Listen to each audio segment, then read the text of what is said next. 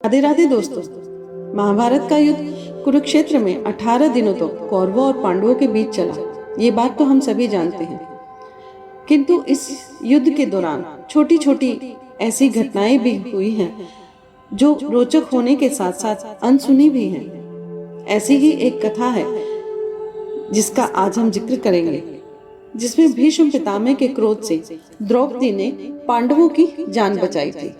जब महाभारत का युद्ध शुरू हुआ तो मन से पांडवों की विजय चाहते हुए भी भीष्म पितामह को कौरवों के साथ युद्ध करना पड़ा।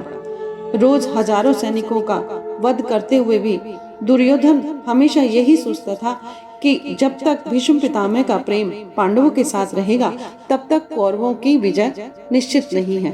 तब एक दिन भीष्म पितामह ने क्रोध पूर्वक ये प्रण लिया कि मैं कल इन 5 बाण से पांडवों का वध कर दूंगा। बात भी हम सभी जानते हैं, लेकिन इसके आगे जो हुआ, भगवान श्री कृष्ण को जैसे ही इस बात का पता चला कि भीष्म पितामह ऐसी प्रतिज्ञा कर चुके हैं, भीष्म पितामह की इस प्रतिज्ञा से पांडवों के खेमे में परेशानी बढ़ गई। द्रौपदी ने कृष्ण से पूछा, क्या इस समस्या को कोई समाधान नहीं है? तब श्री कृष्ण ने कहा कि द्रौपदी, तुम मुझे बताओ कि तुमने आखिरी बार भीष्म पितामह से आशीर्वाद कब लिया था? तब द्रौपदी ने कहा, उसने आज तक पितामह का आशीर्वाद नहीं लिया है। तब श्री कृष्ण ने द्रौपदी से कहा, यह शुभ कार्य आज ही किया जाएगा। तब श्री कृष्ण के कहने पर द्रौपदी ने लंबा घूंघट किया और कृष्ण के साथ भीष्म के शिविर की ओर चल पड़ी।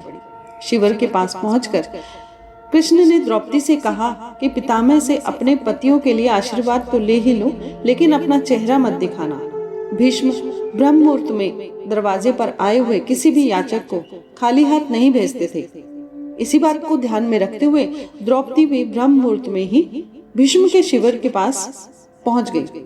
जब भीष्म बाहर आए और उन्हें बाहर किसी स्त्री के रोने की आवाज सुनाई पड़ी, भीष्म ने उससे उसकी परेशानी पूछी तो उसने कहा उसके प्रति महाभारत के युद्ध में पांडवों की तरफ से लड़ रहे हैं और उसे चिंता है कि भीष्म पितामह उनका वध कर देंगे। तब भीष्म ने वचन दिया कि उसे रोने की आवश्यकता नहीं है, क्योंकि वे उसके पतियों की हत्या नहीं करेंगे।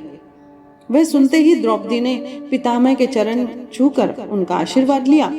भीष्म ने उसे सौभाग्यवती होने का आशीर्वाद दिया। तब द्रौपदी ने अपना घूंघट हटाया। भीष्म द्रौपदी को पहचान गए और सारी बात समझ गए। तो इस तरह द्रौपदी ने महाभारत में भीष्म पितामह से पांडवों का जीवन बचाया।